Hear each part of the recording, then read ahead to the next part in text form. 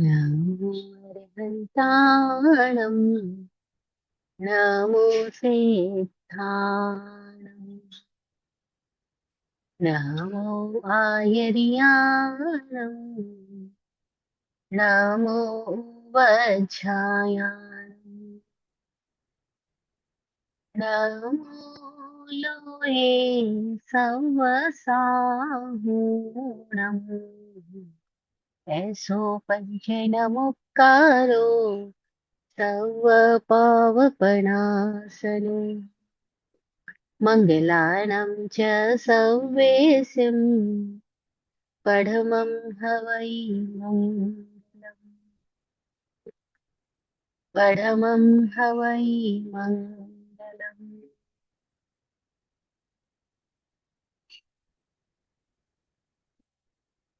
या कमुथुई अल्पप्रज्ञा मूढदधिको या कहे शेष कुछ भी ना बचा जब सत सदा शिव हो गए। वंदना मेरी निरंतर आत्मस्मृति में ही रहे।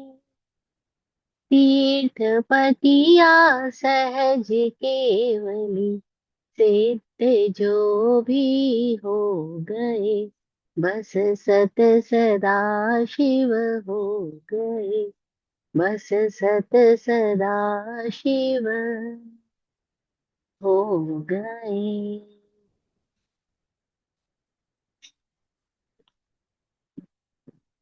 सर्वज्ञ सर्वदर्शी चरम तीर्थंकर समण भगवान महावीर स्वामी को भावमय वंदन नमन।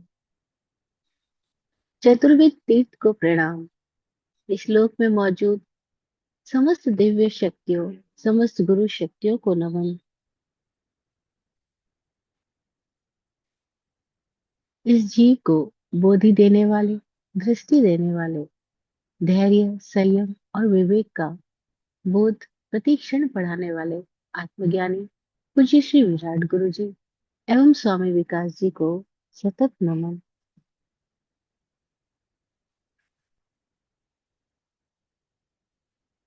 तत्वार्थाधिगम सूत्र के रचयिता वाचक उमा स्वाति जी को प्रणाम। स्वाध्याय में निरत समस्त भव्य चेतनाओं को नमन। हे सिद्ध परमात्मा, आपकी कृपा से हम सबका सिद्ध स्वरूप उजागर हो। सिद्धा सिद्धिं मम दिशन्तु। सिद्धा सिद्धिं मम दिशन्तु। सिद्धा सिद्धिं मम दिशन्तु।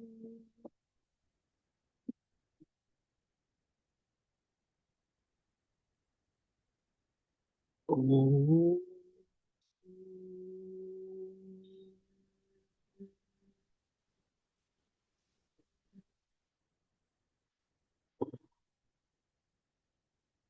ओम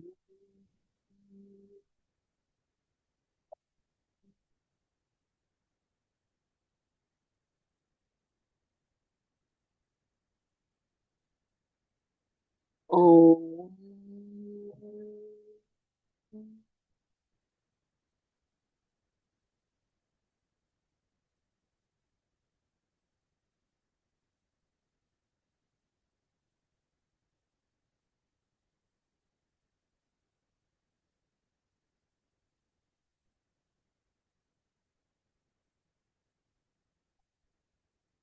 जय हो।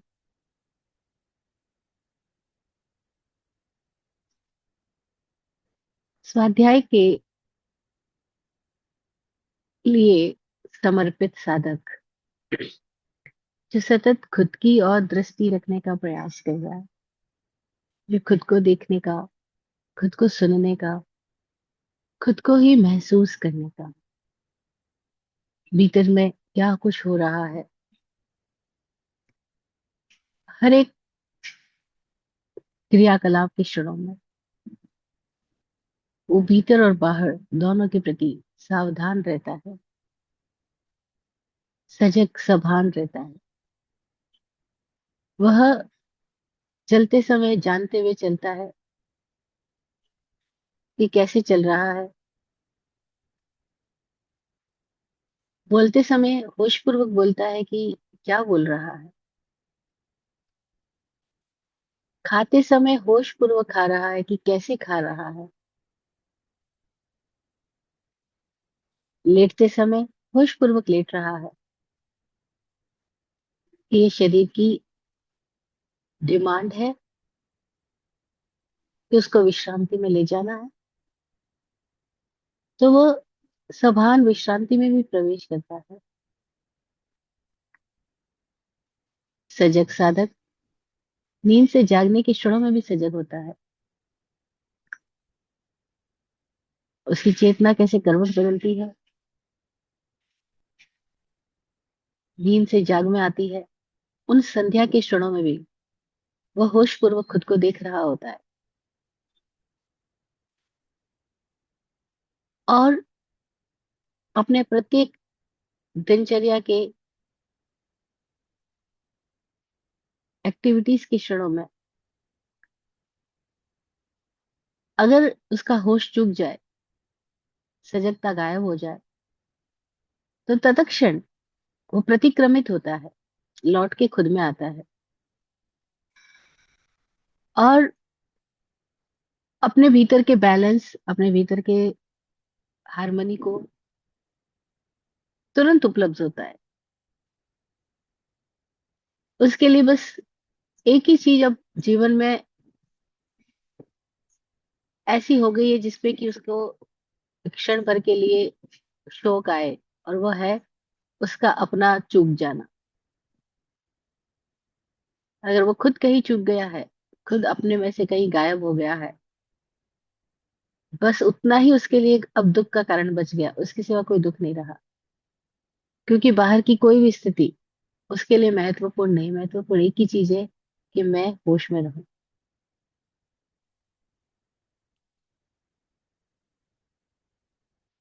और इस तरह से वह जो स्वाध्याय के लिए समर्पित हुआ है,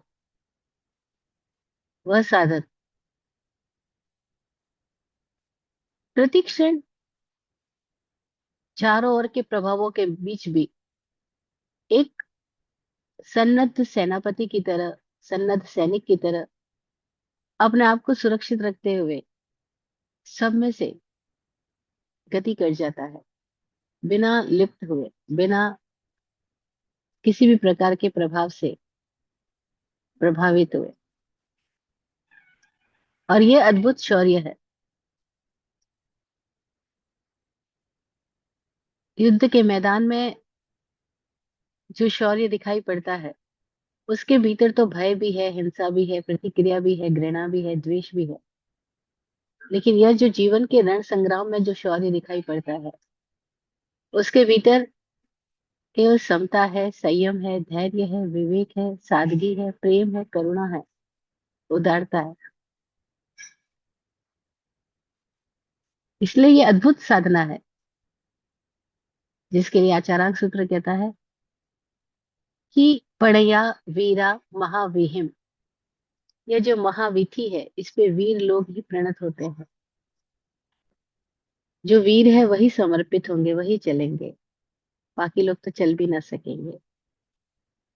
और वीर होने का मतलब संकल्पित होना, अपने आप की दिशा में जागृति का संकल्प होना ही बहुत बड़ी घटना है। हम बाकी सबके लिए संकल्पित हो जाते हैं, बाकी सबके लिए हम समर्पित भी हो जाते हैं। माँ बच्चों के लिए हो जाती है, पत्नी पति के लिए, पति पत्नी के लिए, फैक्ट्री का मालिक अपनी फैक्ट्री के लिए।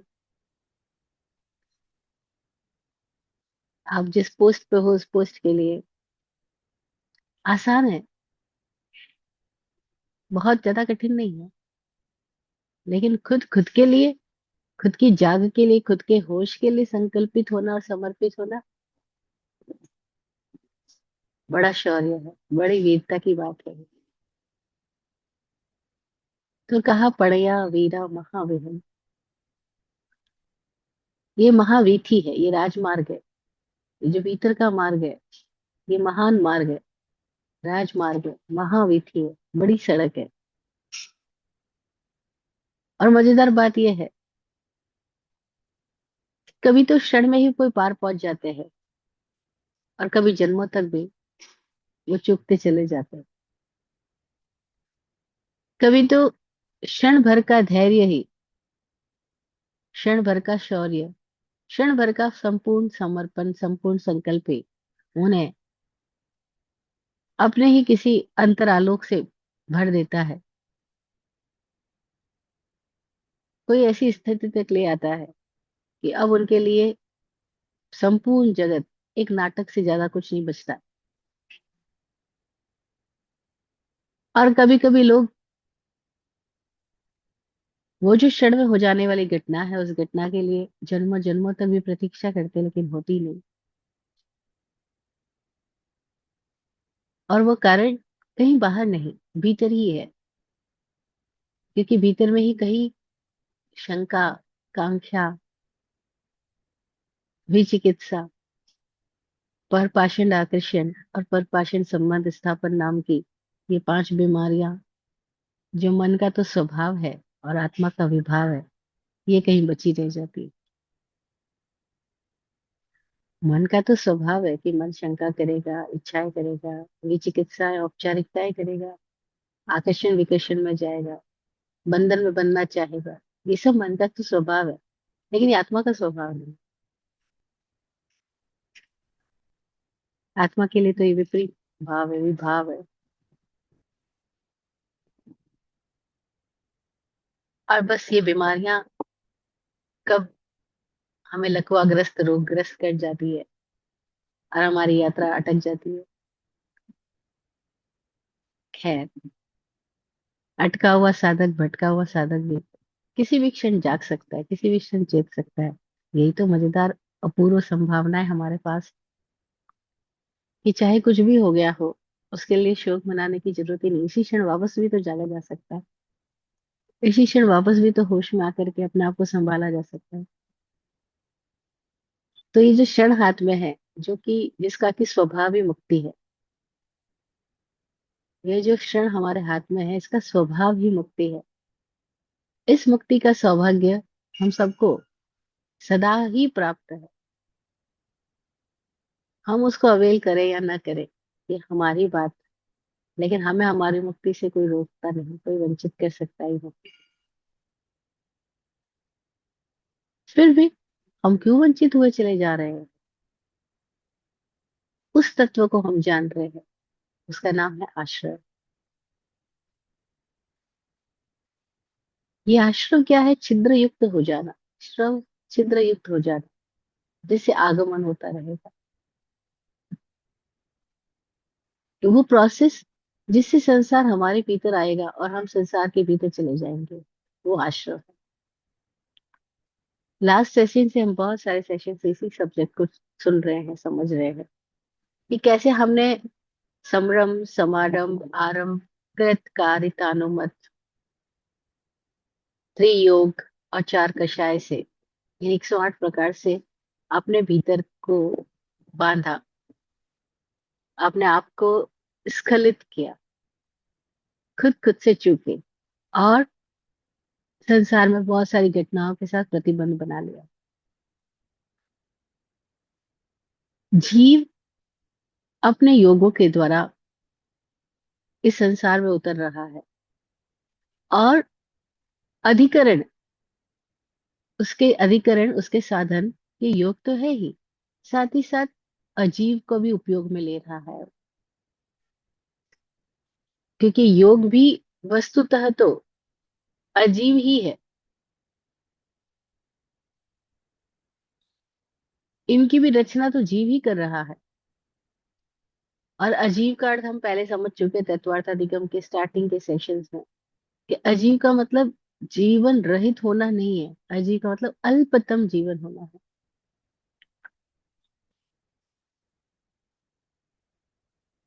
अल्पतम जीवन है जिसमें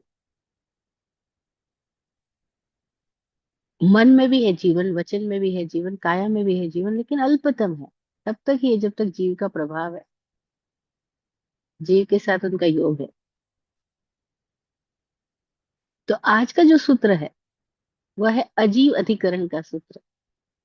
लास्ट दो सेशन में हमने जीव अधिकरण की बात की थी। अधिकरण का मतलब माध्यम, साधन, जिसके द्वारा क्रियाएं हो रही है। करण, क्रिया करने का, एक्टिविटी करने का तरीका, और अधिकरण उसमें उपयोगी साधन जो आधार बनते हैं क्रिया के लिए। जैसे गाड़ी को चलने के लिए सड़क आधार बनती है, जलपोत को चलने के लिए जल आधार बनता है, वायुयान को चलने के लिए वायु आधार बनती है। ऐसे ही हर क्रिया के लिए हमें कुछ साधन चाहिए, उनको अधिकरण कहा गया। ये जो अधिकरण है उसको दो प्रकार से बताया गया था, जीवा जीवा, जीव और अजीव। और फिर जीवाधिकरण की बात हमने की थी, आद्यम संभ्रम समारंभ आरंभ योग कृत कारितानुमत कषाय विशेष तीस तीस तीस चतुश्चैकशः। ये लास्ट सेशन में बात की थी। संभ्रम समारंभ आरंभ, करना कराना अनुज्ञान करना, मन वचन काया, और चार कषाय से हमने आ, ये इस प्रोसीजर में उतरे थे। हमने अपनी भीतर ग्रंथियां बनाना शुरू किया था और हम विकृत होते चले गए थे, और हमारी विकृतियां ही ये हमारी सारी सांसारिक स्थितियां हैं। अब आज बात करें अजीव अधिकरण की, क्योंकि हमने इसके पहले बात की थी कि अधिकरण दो प्रकार का है, जीव और अजीव प्रकार का। तो अब अजीव अधिकरण क्या है, उसके लिए ये सूत्र कह रहा है, 10वां सूत्र है ये, निर्वर्तना निक्षेप संयोग निसर्गा द्वि चतुर द्वि त्रिभेदा परम। ये 10वां सूत्र कह रहा है कि चार प्रकार का अजीव अधिकरण है। निर्वर्तना अजीव अधिकरण, निक्षेप अजीव अधिकरण, संयोग अजीव अधिकरण, और निसर्गा अजीव अधिकरण। इनके वापस भेद है। निर्वर्तना अजीव अधिकरण के दो भेद है, मूल गुण निर्वर्तना, उत्तर गुण निर्वर्तना, अथवा कह दो कि देह निर्वर्तना और उपकरण निर्वर्तना। फिर निक्षेप अजीव अधिकरण के चार भेद है, अप्रत्यवेक्षित निक्षेप अधिकरण, दुष्प्रमर्ज निक्षेप अधिकरण, सहसा निक्षेप अधिकरण, और अनाभोग निक्षेप अधिकरण। फिर संयोग अधिकरण के दो भेद है, भक्तपान संयोग अधिकरण और उपकरण संयोग अधिकरण। और फिर निसर्ग अधिकरण के तीन भेद है, मन निसर्ग, वचन निसर्ग, काया निसर्ग। और इस तरह से अजीव अधिकरण के दो, चार, दो और दो, ये भेद बताए गए। सूत्र कह रहा है, निर्वर्तना निक्षेप संयोग, निर्वर्तना निक्षेप संयोग निसर्गा द्वि चतुर द्वि त्रिभेदा परम। दो, चार, दो और तीन भेद परम बताए गए। ऐसा, ये तो हुई सूत्र की बात। अब इन सूत्र के शब्दों की हमें अर्थ समझने होंगे, क्योंकि यहाँ नए नए शब्द आ रहे हैं हमारे लिए। पहला ही शब्द नया है, निर्वर्तना। निर्वर्तना का अर्थ बताया गया है रचना करना, to manufacture, to generate, to create. निर्वर्तना करना का मतलब है रचना करना। सबसे पहले हमने रचना की, किसकी रचना की? जब हमें ऐसे समझो कि हाँ, हमें अगर सपोज जलाशय में जाना है तैरने के लिए, तो सबसे पहले हम क्या रचना करेंगे? हम अपने शरीर को तैरने के लायक बनाएंगे, है ना? तो सबसे पहले हमने शरीर की रचना की। जो फर्स्ट रचना है हमारी, वो देह की रचना है। हमें कुछ करना है तो करने के लिए हमें क्या चाहिए? शरीर चाहिए सबसे पहले। शरीर के बिना हम करेंगे कैसे? जो मौलिक हमारी स्थिति है वो तो शरीर से रहित है। लेकिन अगर हमें कुछ करना है तो हमें सबसे पहले कुछ अधिकरण चाहिए, कोई क्रिया चाहिए, करने के लिए कोई साधन चाहिए। वो सबसे पहला साधन हमने क्या बनाया? वो शरीर बनाया। तो इस जीव ने सबसे पहले शरीर का निर्माण किया, निर्वर्तना की, रचना की, निपजाया। किसको निपजाया? शरीर को निपजाया। तो हमारा सबसे पहला निर्माण कार्य हमारा शरीर का है। और हम इसके प्रति बिल्कुल अभी तो बेहोश है, हमें पता ही नहीं चल रहा कि हम अपने शरीर को खुद ही बना रहे हैं। हाँ, हम अपने शरीर को खुद ही बना रहे हैं, एक ही शरीर नहीं बना रहे। जिन्होंने जानकार लोग हैं उन्होंने कहा हमने अपने शरीर को कई सारे तलों में बनाया है, कई प्रकार का बनाया है।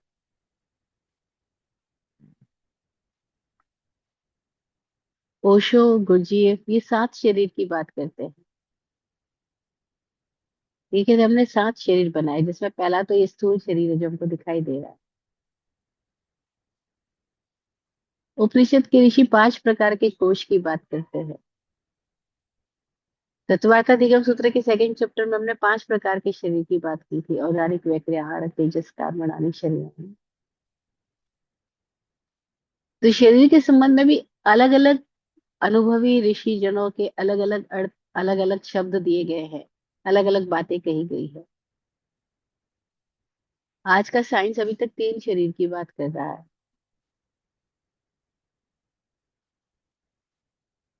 सबसे पहले ग्रॉस लेवल बॉडी, इसका भी हमने निर्माण किया ना, औदारिक शरीर। लेकिन ये औदारिक ऐसे ही नहीं बन गया, इसके पीछे कोई सॉफ्टवेयर था, कोई चिप थी जिसके अंदर, जिससे ये औदारिक शरीर बनाया गया। वो क्या था? तो उसको उन्होंने कहा कारण शरीर, सूक्ष्म शरीर। फिर वो कारण शरीर और औदारिक शरीर के बीच में भी कुछ और शरीर है क्या? हाँ, तो उन्होंने कहा ऑस्ट्रल शरीर। ऑस्ट्रल बॉडीज भी है, मेंटल बॉडीज भी है, इथरिक बॉडीज भी है, कॉस्मिक बॉडी भी है।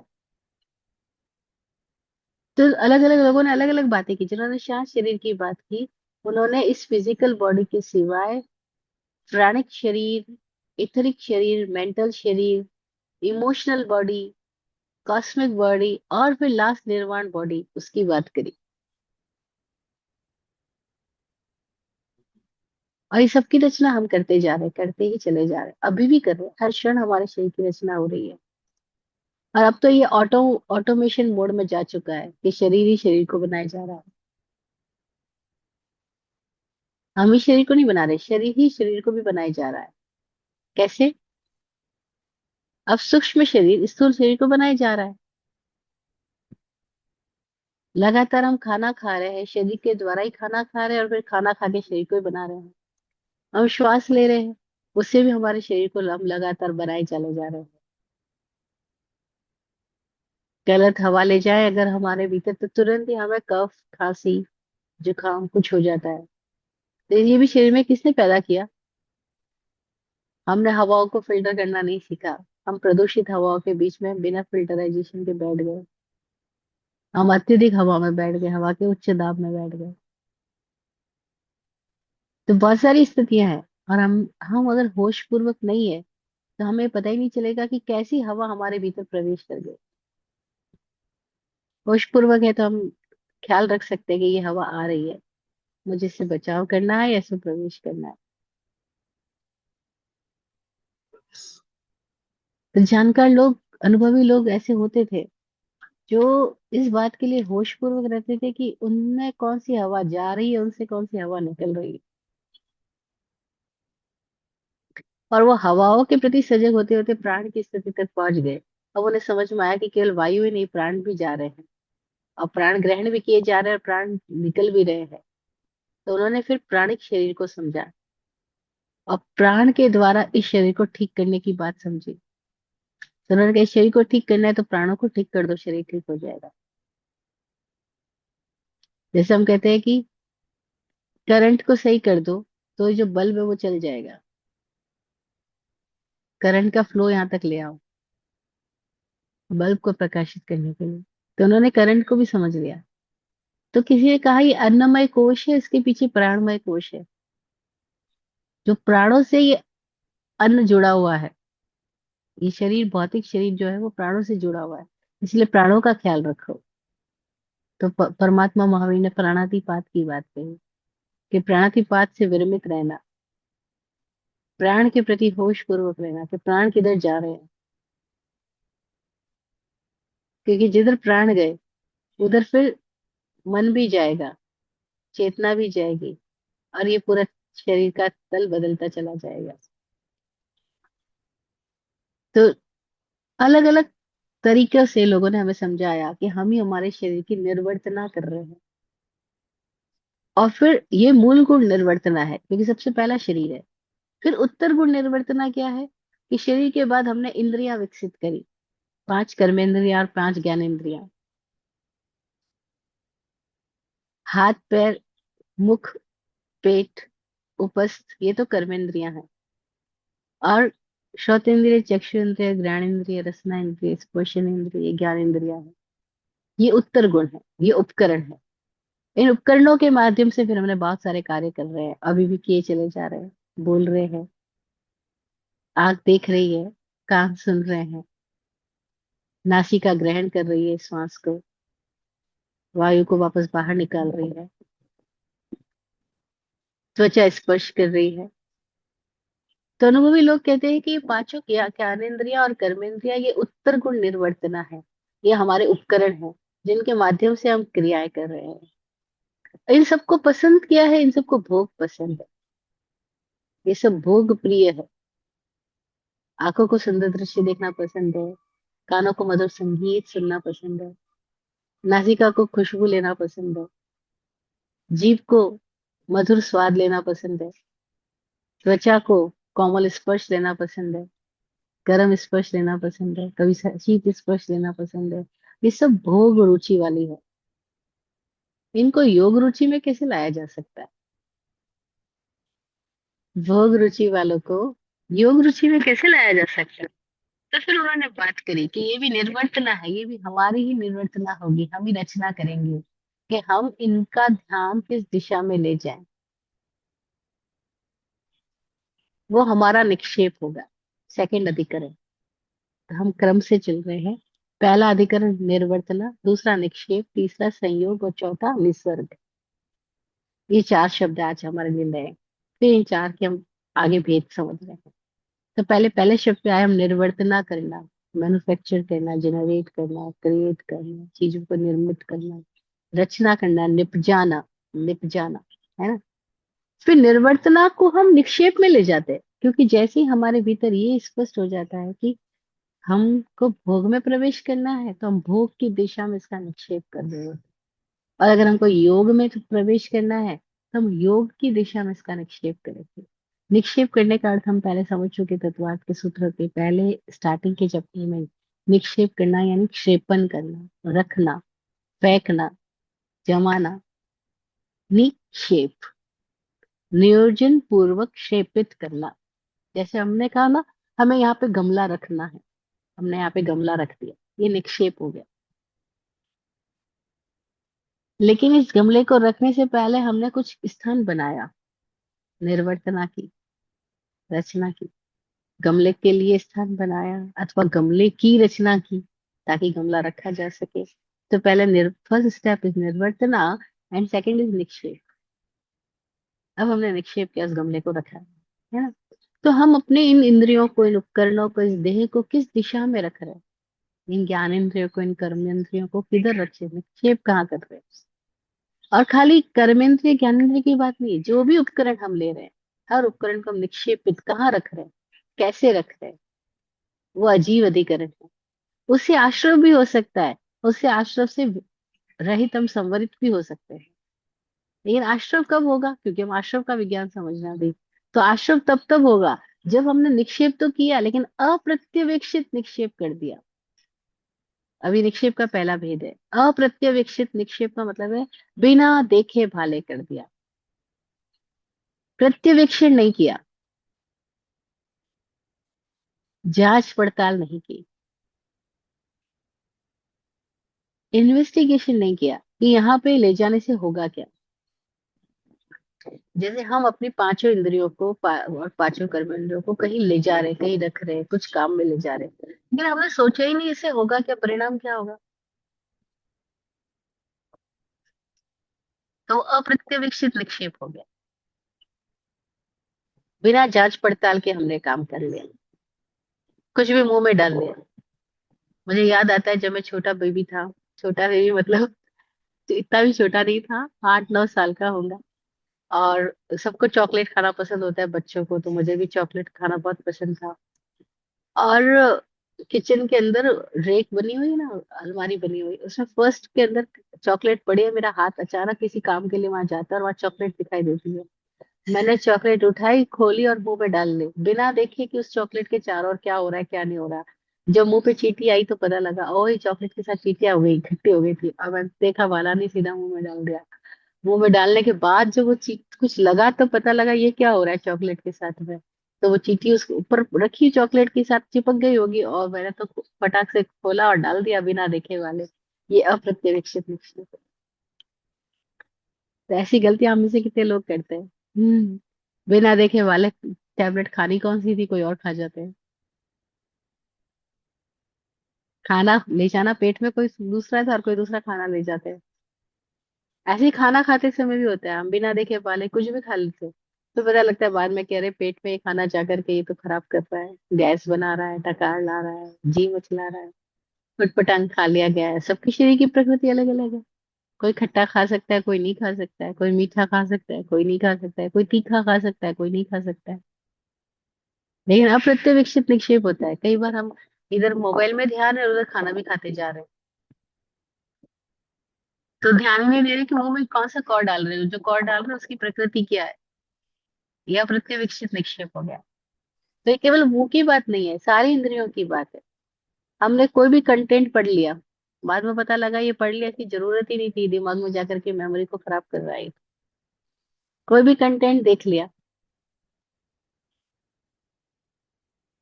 कोई भी ड्रिंक ले लिया,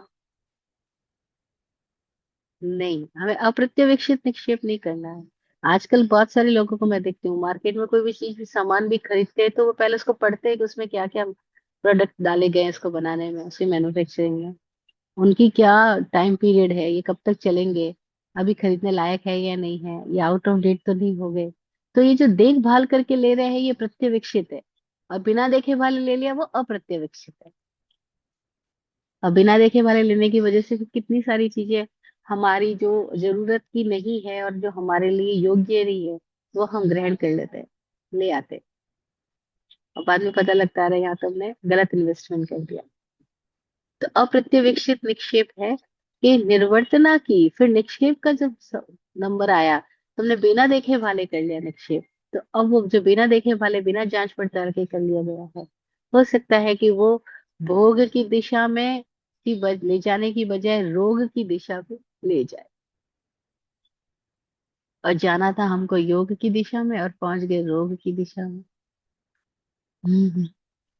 अप्रत्यवेक्षित निक्षेप के बाद में सेकंड निक्षेप बताया उन्होंने, दुष्प्रमर्ज निक्षेप। दुष्प्रमर्ज निक्षेप का अर्थ बताते हैं कि प्रतिलेखना तो की, लेकिन दुष्ट प्रतिलेखना की, ढंग से नहीं की,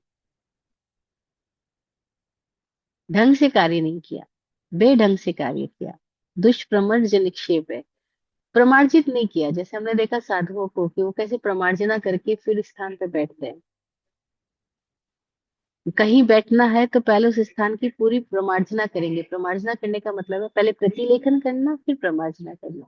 पहले देखना होता है, फिर उस स्थान को मांजना होता है, साफ करना होता है, उसकी शुद्धि करके फिर उस पर बैठना होता है। क्यों शुद्धि करनी आवश्यक है? क्योंकि हमने अशुद्ध स्थान पे बैठ लिया तो हमने वहां के वातावरण को भी तो ग्रहण कर लिया। जैसे नहीं, गंदे कपड़े, गंदी जगह बैठ गए तो कपड़े गंदे कर लिए, नीचे देखे वाले बिना कोई सामान रख दिया तो नीचे चल रहे कीड़े मकोड़ों को तो खत्म किया ही, और सामान को भी जोर से पटका, सामान को भी खराब किया। तो ये दुष्प्रमर्ज निक्षेप है। कई लोग बिना देखे भाले ही चल रहे हैं, पैर को घिसट घिसट के चल रहे हैं, आवाज कर करके चल रहे हैं, सामान को ऐसे ही उठा पटक कर रहे हैं। तो ये क्या हुआ? दुष्प्रमर्ज निक्षेप हुआ। सामान तो रखना ही है, खुद को भी रखना है, लेकिन कहाँ रखना है, खुद को भी कहाँ बिठाना है। इस बात का होश रखना बहुत जरूरी है कि खुद को बिठाना कहाँ है। क्या पता हम कोई ऐसे लोगों के पास तो नहीं बैठ गए जो लगातार नेगेटिविटी ही अपने शब्दों में नेगेटिविटी है, जिनकी सोच में नेगेटिविटी है, जो लगातार दुख निकाल रहे हैं, अथवा लगातार लोगों की बुराइयां, आलोचना, कमियां निकाल रहे हैं, ज्ञानी जनों की निंदा कर रहे हैं। क्या हम उनके पास तो नहीं बैठ गए? तो क्या उस जगह से दुष्प्रमर्श निक्षेप हो जाएगा? बिना देखे भाले बैठ गए तो फिर वो प्रभाव भी कहीं ना कहीं आ जाएगा। तो आपको कौन सा संग चुनना है? आपको योग की दिशा में जाना है, संयम की दिशा में जाना है? तो अपने सारे योगों को आपको कौन सी दिशा में रखना है, कहाँ रखना है? मन को, वचन को, काया को किधर रखना है? अदरवाइज उन्होंने किधर भी रख दिया, बिना देखे वाले रख दिया, तो फिर आश्रम हुए बिना नहीं रहेगा। तो आश्रम के वेदों में बता रहे हैं, एक अजीब अधिकरण में निर्वर्तना निक्षेप, निक्षेप में हमने दुष्प्रमर्श कर दिया है, तो हमारा निक्षेप जो है वो गड़बड़ हो गया है। अब जब गड़बड़ निक्षेप हो गया तो प्रभाव तो आएगा। समझदार लोग किचन में भी कौन सा सामान कहाँ रखना ध्यान रखते हैं। ऐसा नहीं कि हर जगह पे खटाई और दूध पास में रख दिया, तो खटाई का प्रभाव से दूध भी खराब हो जाएगा। कौन से गंध वाली चीज को कौन सी गंध वाली चीज के साथ में रखना है, वो विवेक रखते हैं, है ना? अदरवाइज गंध आपस में मिल जाएगी, रंग खराब हो जाएगा चीजों का। तो कौन से कपड़े को कौन से कपड़े के साथ धोना है, इस बात का भी ध्यान रखते हैं। कलरफुल कपड़े को हमने व्हाइट कपड़ों के साथ धो दिया और उनका कलर व्हाइट कपड़ों पे लग गया, तो व्हाइट कपड़े खराब हो जाएंगे। तो दुष्प्रमर्ज निक्षेप बताता है कि आपको जो रखना है वो भी प्रमार्जित करके रखना है, होश पूर्वक रखना है। अप्रत्यवेक्षित रख दिया, दुष्प्रमर्ज रख दिया, तो आश्रव होएगा, फिर गड़बड़ियां होगी। फिर तीसरा बताया सहसा निक्षेप। सहसा निक्षेप का मतलब अचानक कर दिया। नहीं होते लोग गुस्से में आते तो अचानक उठा करके हाथ में जो भी सामान है पटक देते हैं, फिर बाद में चीखते चिल्लाते, अरे मैंने ये क्या कर दिया। मैंने देखा जब मैं छोटी थी, तब अपने बुआ के घर पे थी। एक दिन मेरी बुआ को अपनी बेटी पे गुस्सा आया, तो उन्होंने पत्थर, इतना बड़ा बाट का पत्थर होता है तोलने वाला पत्थर, वो उठा करके ऊपर से अपनी बेटी के दे मारा। अब जो वो गिरा, उसके सिर पे चोट आई, खून बहा, अब वो रो रही है। और पता है रो भी कैसे रही है, अब बुआ खुद रोते हुए अपना ही सिर दीवार के साथ पटक पटक के रो रही है, अरे मैंने बेटे को मार दिया, अरे मैंने अपने बच्चे को मार दिया। अरे तो मारा क्यों था? पहले गुस्से में मारा, अब गुस्से में खुद का सिर पटक रही है। अब ये क्या होता है, अचानक हम गलतियां करते चले जाते हैं और उसके बाद में पहले दूसरे को पीटते फिर खुद को पीटते, पहले दूसरे को गाली देते फिर खुद को गाली देते, पहले दूसरे को कष्ट पहुंचाता है फिर खुद को कष्ट पहुंचाता है, कहते हैं अरे मुझे ये नहीं करना चाहिए था, तो भाई पहले ही होश रखना चाहिए था। लेकिन सहसा, सहसा कर बैठते। नहीं, लोग एक्सीडेंट कर बैठते फिर उनको पूछा ये क्या हुआ, बोले अचानक हो गया, करना नहीं था, पता नहीं होश नहीं रहा, सहसा हो गया। सहसा हो गया मतलब बेहोशी में हो गया, बेभानी में हो गया, उतावल में हो गया, वो सहसा हो गया। अधैर्य में हो गया, सहसा हो गया। तो बड़ी सहसा घटनाएं घट जाती है, हम बोलते हैं सहसा हार्ट अटैक हो गया।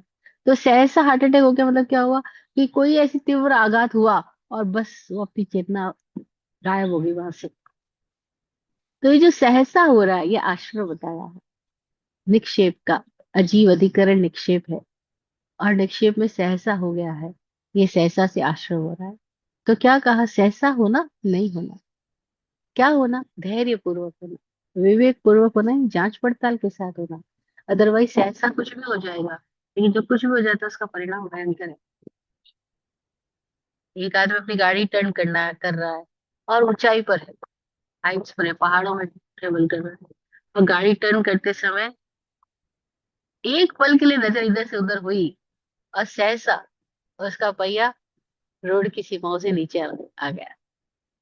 अब क्या होगा, गाड़ी लटक गई। अब ना निकलते बनता, ना रहते बनता। अब क्या करेगा, सहसा लटक जाता है आदमी। तो क्षण क्षण का विवेक आवश्यक है।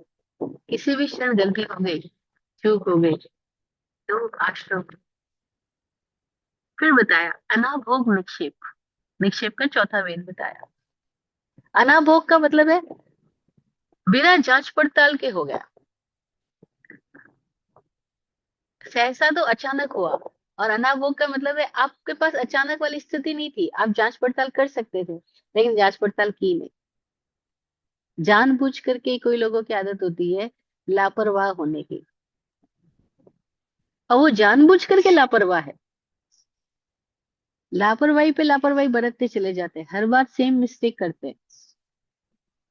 और उनसे पूछो, कल भी आप जब स्नान कर रहे थे तो बाथरूम से पानी बाहर आ रहा था, आज भी आप स्नान कर रहे हो, बाथरूम से पानी बाहर आ रहा है, और ये पानी बाहर आकर के कहाँ कहाँ बहता है, क्या आपको नहीं दिखाई दे रहा है? वो कहते हैं, अच्छा मुझे पता ही नहीं लगा। अरे भी पता कैसे नहीं लगा, आप ही तो नहा रहे थे, इतना पानी क्यों उछाल रहे थे कि पानी बाहर आ गया? यार अच्छा, ध्यान रखूंगा, लेकिन अगले दिन फिर वही मिस्टेक, ये अनाभोग मिस्टेक। तो कई लोग हैं, उनको रोज की बात है, तो यहाँ गाड़ी पार्क नहीं करनी, लेकिन फिर भी वही करते हैं, अनाभोग मिस्टेक। ये आश्रम है। तो ऐसे ये बताने के तरीके उन लोगों ने अलग अलग तरीकों से बताया, तब के शब्द अब हमारे लिए नए अपरिचित से हो गए ना, इसलिए हमको समझना पड़ता है। अदरवाइज व्याख्या की बात ही नहीं है, तो सिंपल सी बात है कि अगर हम कोई भी कार्य कर रहे हैं और हम बिना बेमानी मतलब बिना होश के करेंगे, अनाभूत तो होगा ही। फिर वो बिना जांच पड़ताल के किए गए कार्यों से गड़बड़ियां पैदा होती है। फिर हम कहते हैं, हमने पढ़ा ही नहीं था और सिग्नेचर कर दिया। अभी पढ़ा ही नहीं था, सिग्नेचर कर दिया, तुम्हें पता है कि किस चीज का सिग्नेचर करा के लेके गया तुम्हारा पार्टनर? वो तुम्हारी सारी संपत्ति को अपने नाम पे करवा के ले गया, तुमने बिना पढ़े सिग्नेचर कर दिया। वो बोले उसने बिना पढ़े सिग्नेचर करवा लिए थे, बाद में पता लगा ये तो कोर्ट केस हो गया। तभी कोर्ट केस हो गया, तुमने बिना पढ़े सिग्नेचर किए क्यों थे? बोले अनाभोग, जानबूझ करके नहीं किए थे, लेकिन बिना जांच पड़ताल के कर दिए थे। और ऐसी कितनी सारी गलतियां हम देखते हैं कि लोग ऐसी गलतियां करते हैं और उसके बाद उसके परिणाम भयंकर रूप से उनको भोगने पड़ते हैं। और जब परिणाम भोग रहे होते हैं तो लगातार कह रहे होते हैं, अरे ना किया होता तो अच्छा होता। तो वही अभी से क्या ख्याल रखें हम कि हम कुछ ऐसा ना कर दे जो अप्रत्याशित हो, जो दुष्प्रमर हो, जो सहसा हो, जो अनाभोग हो, यानी बेभानी में किया गया कार्य। तो हमने अपने उपकरणों को कहाँ रखा है, वह भी आश्रम का कारण बनेगा। और उपकरण में सबसे पहला उपकरण हमारी अपनी देह, फिर हमारे अपने पांचों ज्ञानेंद्रिय, कर्मेंद्रिय, यानी हमारा अपना मन, वाणी और ये काया। इसको हमने किस दिशा में रखा है, किस दिशा में प्रयुक्त किया है, कहाँ जोड़ा है? जहां जोड़ा है वहां के परिणाम आने लग जाएंगे। गिरने वाले लोगों के साथ जोड़ लिया तो हम भी गिर जाएंगे, मुक्त होने वाले लोगों के साथ जोड़ लिया तो हम भी मुक्त होते जाएंगे, हम भी मुक्ति की दिशा में बढ़ते जाएंगे। हमने अपने उपकरणों को, अपने योगों को जोड़ा किधर है, इस बात का विवेक रखना है। तो तीसरा शब्द आ रहा है संयोग। संयोग कौन सा बनाया? निर्वर्तना, निक्षेप और संयोग। संयोग के बाद निसर्ग आएगा। तो संयोग किधर है, किधर संयोग कर रहे हो, किधर जोड़ रहे हो? क्योंकि संयोगों के बिना तो कुछ भी नहीं हो रहा है। हर घटना संयोग का परिणाम है। संयोग हो रहे हैं, जुड़ाव हो रहे हैं, बहुत सारी चीजों का समन्वय हो रहा है। तो जो संयोग हो रहे हैं, वो क्या संयोग हो रहे हैं, कैसे संयोग हो रहे हैं? अगर हमने अपने योगों की निर्वर्तना और निक्षेप संयम के साथ, विवेक के साथ, धैर्य से, स्वाध्याय की दिशा में किया है, तो हम संवरित हो जाएंगे और मुक्त होने लगेंगे।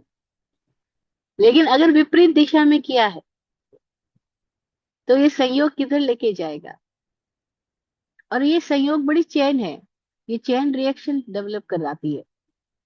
एक गलत संयोग, फिर आगे ना जाने कहाँ कहाँ कहाँ कहाँ पहुंच जाएंगे। आप अपने ऑफिस में एंट्री लेते हो और आप एक ऐसे व्यक्ति के साथ जाके बैठ जाते हो जो कामचोर है, आलसी है, बस फिर आगे से आगे कहाँ चेन रिएक्शन ले जाए। या ऐसे व्यक्ति के पास बैठ जाते हो जो चोरी करता है, या ऐसे व्यक्ति के पास बैठ जाते हो जो रिश्वत लेता है, ऐसे व्यक्ति के साथ सहयोग कर लेते हो, दोस्ती बना लेते हो जो कि हमेशा झूठ बोलता है। बस अब ये सहयोग अधिकरण कहाँ हो जाएगा? अब वो दोस्ती एक एक खराब दोस्ती कहाँ तक ले जाएगी? एक खराब डिसीजन, एक गलत डिसीजन कहाँ तक ले जाएगा? तो संयोग अधिकरण, संयोग में विवेक रखना। अदरवाइज संयोग कैसे कैसे हो सकता है? दो प्रकार का संयोग बताया, जैसे निर्वर्तना दो बताई, निक्षेप के चार भेद बताए, संयोग अधिकरण के दो भेद बताए। पहला है भक्तपान संयोग अधिकरण, और दूसरा बताया उपकरण संयोग अधिकरण। भक्तपान संयोग अधिकरण यानी खाने पीने का संयोग करना, क्योंकि ये सारी गाड़ी तो खाने पीने से चल रही है, अब खाने पीने से देह चल रही है, और ऐसे ही बाकी सारे साधनों से हमारा शरीर चल रहा, हमारा जीवन यात्रा चल रही है। सारे उपकरणों को भी हम ले रहे हैं।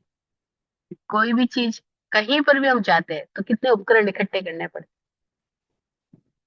सारे सामान इकट्ठे कर रहे होते हैं। को अमेरिका से अगर अहमदाबाद आना है, आपको कितने सारे संयोग इकट्ठे करने पड़ते हैं। सूटकेस लाओ, ये साधन डालो, वो डालो, उपकरण सारे इकट्ठे कर रहे हैं, है ना। तो उपकरण इकट्ठे करके हम यहाँ तक पहुंचते हैं।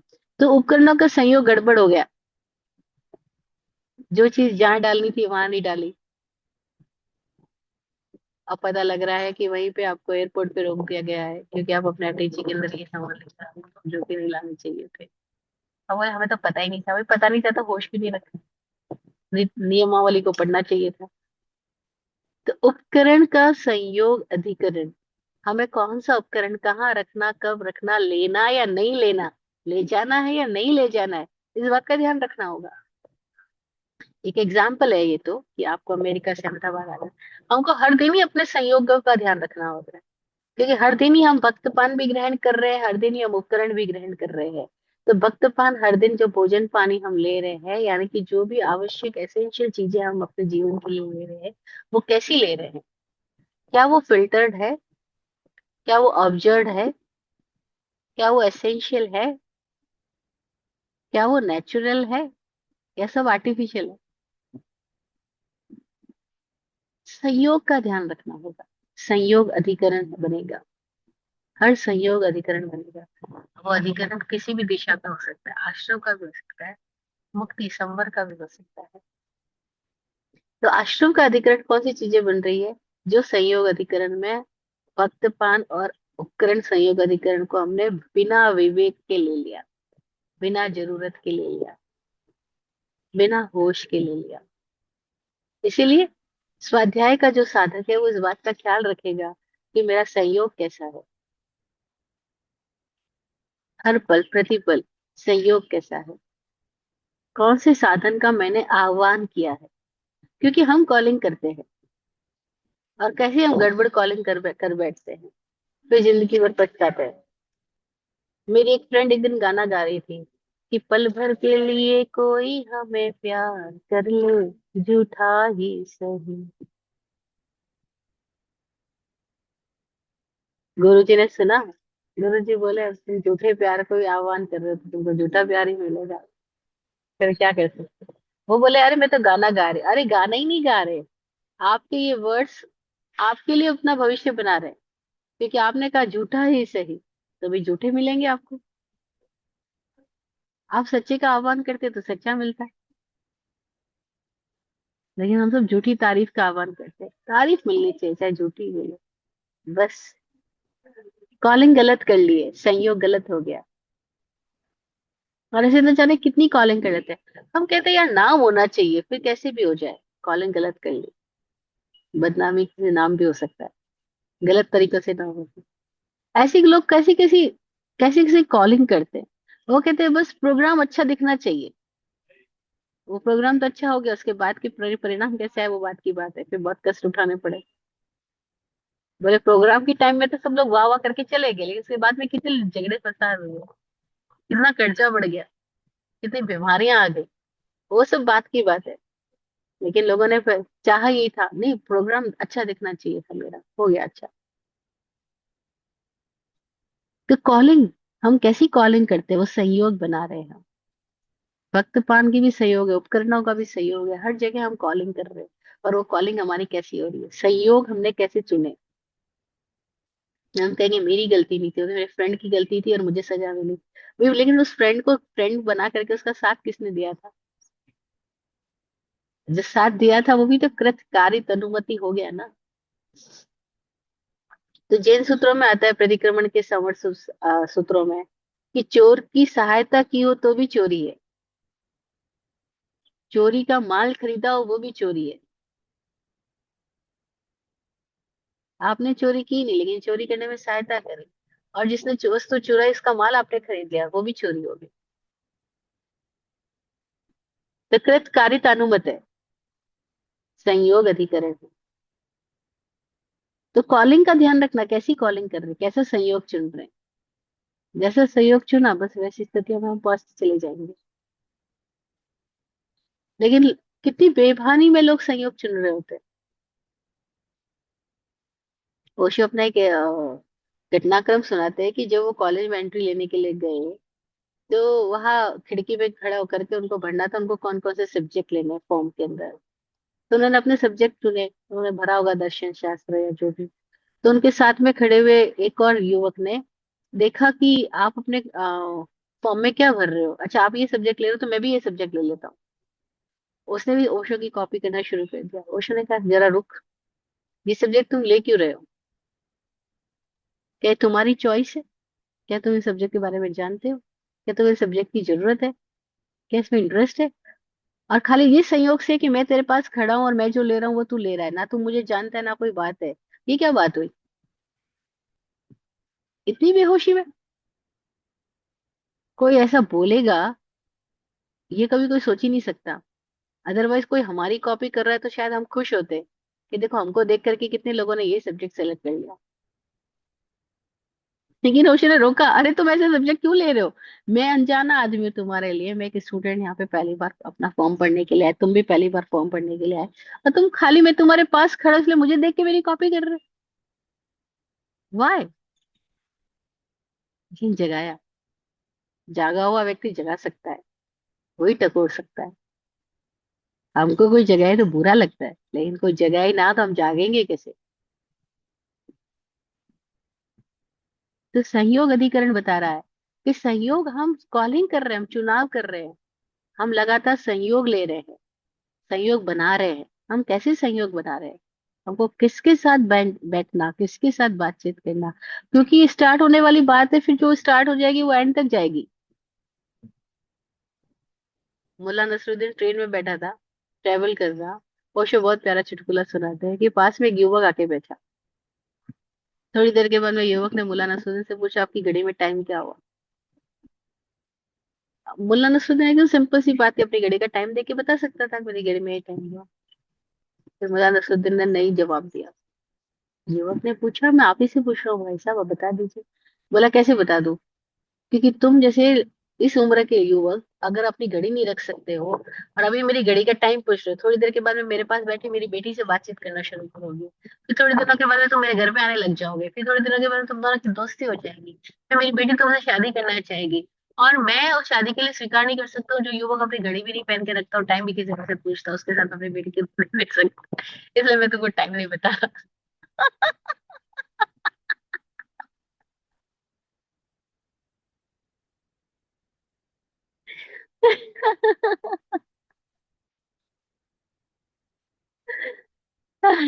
संयोग अधिकरण, कहाँ से कहाँ तक बात जाएगी, कौन कहाँ सोच सकता है, लेकिन मुल्ला सोच लेता है। वो जो बता रही है, हमारा दिमाग ऐसे ही काम करता है। वो मुल्ला का नाम लेकर के हमारे सबके दिमाग कहानियां सुना रहे होते हैं कि कैसे हमारा दिमाग काम करता है, वो कहाँ से कहाँ पहुंच जाता है, बात कहाँ निकलती है और कहाँ पहुंच जाएगा। तो ये संयोग हमारे माइंड में फटाफट फटाफट बनते चले जा रहे हैं, ये अधिकरण है, ये आश्रम है। आगे से आगे का जोड़ो जोड़ लेना, कहाँ से कहाँ पहुंच जाना, ये सब आश्रम। नहीं, मैं कई बार लोगों को झगड़ा करते देखती हूँ तो मुझे हंसी आती है। बात शुरू कहाँ हुई थी और बात पहुंची कहाँ? जहाँ से कोई कनेक्शन ही नहीं, वहां वहां तक ये लोग बात ले जाते हैं झगड़े में, कहाँ से कहाँ की बातें उठा के ले आते हैं। तो ये बड़े मजेदार संयोग अधिकरण कर रहे होते हैं। तो देखना ये है, हम निर्वर्तना अजीव अधिकरण, निक्षेप अजीव अधिकरण, संयोग अजीव अधिकरण। संयोग में दोनों प्रकार का बताया, वक्तपाल संयोग अधिकरण और उपकरण संयोग अधिकरण। इसके बाद चौथा भेद है निसर्ग अजीव अधिकरण। सर्ग का मतलब होता है प्रकृति, सृष्टि, और निसर्ग का मतलब होता है प्रकृति के साथ हमारा जुड़ाव। प्रकृति में हमारा जो नियोजन होता है वो निसर्ग, हमारा नियोजन हो जाना, हमारा इन्वॉल्वमेंट हो जाना। ये निसर्ग अजीव अधिकरण को इस सूत्र में तीन प्रकार का बताया गया, मन, वचन और काया। मन की प्रकृति, वचन की प्रकृति, काया की प्रकृति, इन तीनों से हम कार्यों को जो अंजाम दे रहे हैं वो निसर्ग अजीव अधिकरण। हम मन से भी कार्य को अंजाम दे रहे हैं, वचन से भी दे रहे हैं और काया से भी दे रहे हैं। सबसे पहले हम निर्वर्तना करते हैं, फिर निक्षेप करते हैं, फिर संयोग होता है, फिर अंजाम दे देना होता है। दैट्स कॉल्ड निसर्ग अजीव अधिकरण। तो जब हम कार्यों को अंजाम दे रहे हैं मन वचन और काया से, तब अगर हम सभान है ही नहीं, तो मन में कुछ भी डाल लेंगे, वचन से कुछ भी बोल लेंगे, काया से कुछ भी कर लेंगे, और इस तरह से हमारी सारी प्रवृत्तियां, हमारी ऊर्जाओं को, हमारी क्षमताओं को अपने आप की दिशा में नियोजित करने की बजाय बाहर की दिशा में नियोजित करती चली जाएगी। और जो बाहर की दिशा में जो ऊर्जाएं चलती चलती चली जाएगी, वो धीरे धीरे धीरे धीरे हमारा शरण होता जाएगा, हम रिक्त होते जाएंगे। हम इसलिए देखो, जब बच्चा आता है वो कैसे फुल ऑफ एनर्जी होता है, और जो बूढ़ा होता है वो कैसा होता है।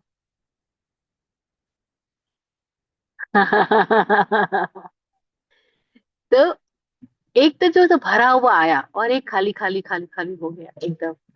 तो दोनों में अंतर हम देख सकते हैं। तो कोई है जो आश्रव से जी रहा है लगातार, उसकी एनर्जी घटती जाएगी घटती जाएगी, वो बूढ़ा हो जाएगा, उसने अपनी योग्यता अपनी काबिलियत सब कुछ उसने ऐसे ही नष्ट कर दी। और कोई है जो जिसने अपने भीतर को भरा है, अपने एनर्जी को अपने आप की दिशा में नियोजित किया है, उसके अंदर फ्लावरिंग होगी। तो वो बूढ़े में भी वो बूढ़ा नहीं होगा, बूढ़े में भी उसके भीतर फ्लावरिंग हुई। देखो हमारी भारतीय संस्कृति ने कितना मजेदार, श्री कृष्ण का कोई बूढ़े का चित्र दिखाई देता है? कृष्ण भी तो बूढ़े हुए थे, 82 ईयर्स के तक जिए थे वो, लेकिन उनके बुढ़ापे का कोई चित्र नहीं दिखाई देता। सारे चित्र ऐसे है कि जैसे वो हमेशा यंग है, फुल ऑफ एनर्जी है, चाहे वो बालपन के कृष्ण हो चाहे वो युवा कृष्ण। हमने महावीर बुद्ध इन सब की प्रतिमा में कहीं हमारे भीतर कल्पना भी नहीं आती कि वो बूढ़े हो गए हो। क्यों? क्योंकि उनके भीतर कोई फ्लावरिंग हो गई। तो आश्रम का होते होते आश्रम में क्या होगा कि हमारे सारे अधिकरण, सारे उपकरण जो है वो शरित हो रहे, खत्म हो रहे, तो हम बूढ़े हो जाएंगे। और अगर हमारे भीतर आश्रम की बजाय संवरित हो गए हैं, तो हमारे भीतर एक फ्लावरिंग होगी, हम मस्त होते जाएंगे, बूढ़े होते हुए भी सुंदर लगेंगे। तो शरीर तो बूढ़ा होगा अपने धर्म से, लेकिन उसके भीतर का एक अलग ही तरह की आभा, एक सौंदर्य प्रकट होगा, एक फ्लावरिंग होगी, अंदर खुशबू पैदा होगी। क्यों? क्योंकि उनकी ऊर्जाएं उनके आप की दिशा में संयोगित हुई, बाहर की दिशा में नहीं हुई। उनके निसर्ग ने उनको अपने आप की दिशा में निसर्गित हुए, खुद में ही खुद का सृजन हुआ। अथवा बाहर करते करते हम शरित हो जाएंगे, चुक जाएंगे। तो दोनों बातें हो रही है। यहाँ अधिकतर लोग चूंकि फेलियर ही दिखाई देते हैं हमको, अधिकतर लोग ऐसे ही दिखाई देते हैं जो रोते पिटते मरते हैं, हाय ट्राई करते हुए जीते हैं और हाय ट्राई करते हुए मर जाते हैं। वो आश्रम की दिशा में जी रहे, आश्रम में ही मर जाते हैं। लेकिन कोई थोड़े लोग जो आश्रम के विज्ञान को समझ करके उससे संवर के विज्ञान में आ जाते हैं, संवर के धर्म में आ जाते हैं, फिर उनको मजा आने लगता है जीवन का। तो हम आश्रम को इसलिए समझ रहे हैं कि हमें ये पता लगे हम चुकते कहाँ कहाँ है, वहां से हम चुकना बंद कर सकते हैं। हम कहाँ निर्वर्तना गलत कर बैठते हैं, कहाँ निक्षेप गलत दिशा में चला जाता है, फिर संयोग भी गलत चीजों का हो जाता है, तो फिर निसर्ग भी गलत हो जाएगा। अब वो जो आदतन आदमी गलत कर रहा है, वो इसलिए गलत कर रहा है क्योंकि इसकी प्रारंभ में ही गलती शुरू हो गई थी, निर्वर्तना से गलती शुरू हुई। निर्वर्तना गलत थी, निक्षेप गलत हुआ, संयोग गलत हुआ, तो अब जो निसर्ग हो गया उसका, वो भी गलत ही होएगा। अब हम कहते हैं क्यों ऐसा हो रहा है उसके साथ में, कि वो जब भी बोलता है झगड़ा ही फैलता है। क्यों ऐसा होता है वो आदमी के साथ में, कि वो जो भी काम करता है उसमें गलत ही रिजल्ट आता है। तो अब निसर्ग से हो रहा है। अब हम कहते हैं उसके कर्म ऐसे हैं, किस्मत ऐसी है, निसर्ग ऐसा है। लेकिन वो निसर्ग तक आया कहाँ से था? वो आया निर्वर्तना से था। निर्वर्तना निक्षेप संयोग से निसर्ग में आया। क्यों? कोई आदमी ऐसा है कि वो जहां जाता है सब अच्छा ही अच्छा फैलता है, वो बोलता है तो लोगों को उलझे हुई चीजें सुलझ जाती है, उसकी प्रेजेंस से लोगों के भीतर को शांति सुकून आने लगता है। उसका निसर्ग ही ऐसा हो गया, उसकी प्रकृति ऐसी हो गई, उसका स्वाभाविक ऐसा हो गया कि उसकी उपस्थिति से मजा आने लग जाता है। ये कैसे हो गया? क्योंकि उसकी निर्वर्तना निक्षेप संयोग सम्यक दिशा में काम कर रहे थे, तो उसकी निसर्ग भी अच्छा हो गया। हमारा निसर्ग अच्छा हो सकता है एकदम से, आनंददायी हो सकता है। हम संवरित होना सीख जाए। हम ध्यान दें हमारी निर्वर्तना हो। सबसे पहले हम अपनी जो रचना कर रहे हैं वो कैसी कर रहे हैं। हमारी रचना जो अच्छी होती जाएगी तो हमारा निक्षेप भी अच्छा होगा। निक्षेप प्रारूप का स्थापित हो जाना वो भी अच्छा होगा। और निक्षेप सही हो गया तो ऑटोमेटिकली संयोग सही होने लग जाएंगे। क्योंकि आप जैसे हो आपको वैसी तरह के संयोगों को अट्रैक्ट करोगे ना। कूड़ेदान कूड़े को अट्रैक्ट करेगा ना।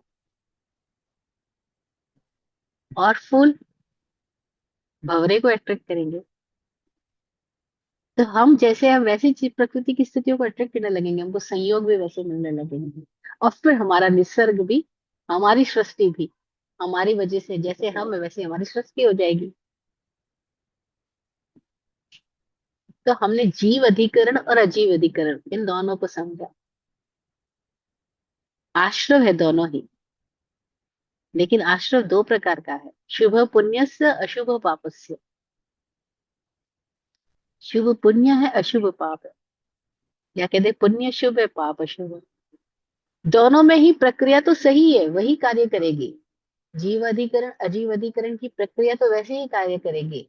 लेकिन वो शुभ भी कार्य कर सकती है अशुभ में भी कर सकती है। वो उत्थान की दिशा में भी ले जा सकती है वो पतन की दिशा में भी ले जा सकती है। वो सुंदर सृष्टि का निर्माण भी कर सकती है। विराट गुरु जी क्या कहते थे सुबह उठते ही प्रार्थना के सुरों में गाते थे। सुंदर सृष्टि धन्यवाद नित नए रंग से ढलाए। इस शरीर का कण कण मेरा जग शांति में काम आए। जग शांति में काम आए। सुंदर सृष्टि धन्यवाद नित नए रंग से ढलाए। इस शरीर का कण कण मेरा जग शांति में काम आए। जग शांति में काम आए। हम्म,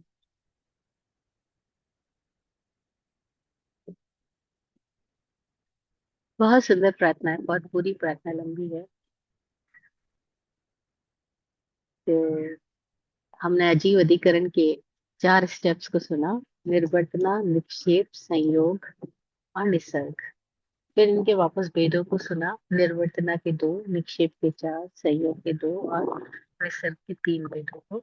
इस तरह से अजीव अधिकरण का ये एक सूत्र 10वां सूत्र जो तत्वार्थ के 6 अध्याय का 10वां सूत्र है ये पूरा हुआ। और भी कोई क्वेश्चन है तो उसके लिए समय देती हूँ। आज इतना ही।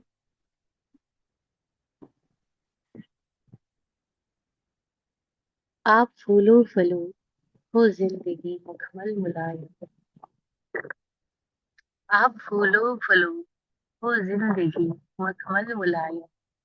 आपकी हर खुशी पे है हमारी जान सदके। दुआ करते हैं चुपचाप दिल की थाप से हम। दुआ करते हैं चुपचाप दिल की थाप से हम। रहे जाते नवासे हर घड़ी अरमान सबके। अमन और चैन से गुजरे आपका वक्त सारा।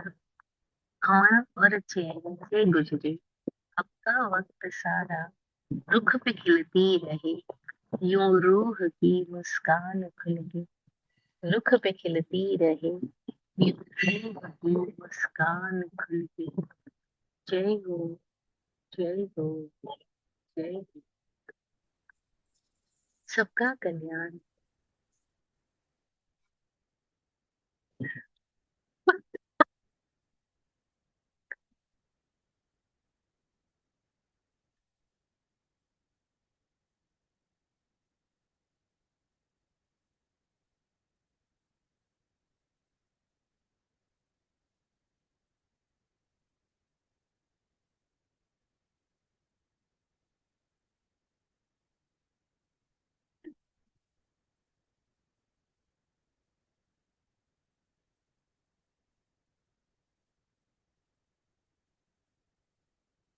हैं।